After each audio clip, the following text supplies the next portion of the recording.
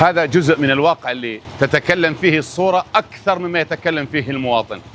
هذا حال مدينة العشارة، المدينة العريقة تاريخيا، مدينة الحضارة، نهايتها نفايات متراكمة عاجزة البلدية عن حملها لعدم وجود لا عمال ولا آليات، مع أننا أطلقنا عدة صرخات ندائية للحكومة وللأهالي لتضافر الجهود لأجل حمل هالمأساة. هذه أحد مواطن النفايات اللي هي بجوار الفرن الاحتياطي، مما يسبب كارثة صحية أخرى حتى على الجانب المعيشي. واقع مأساوي في هذا البلد. نتمنى من الجهات المسؤولة التدخل السريع والفوري لإنقاذ الصحة في هذه البلدة العريقة.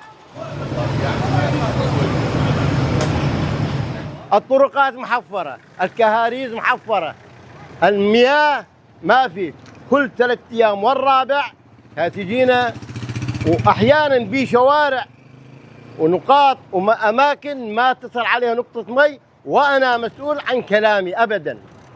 هاي الشارع هنا بجنبي، وهذا بلدية، شايف البلدية، هذا الفرن هذا مؤسسة حكومية. هذا سمعت من دوير إلى القرية خبز جاهز. هذا الفرن هذا الشيء أمام عيني، شايف شو هذا منظر، هذا الأوساخ ها هي اللي تجلب الأمراض لهذا البلد.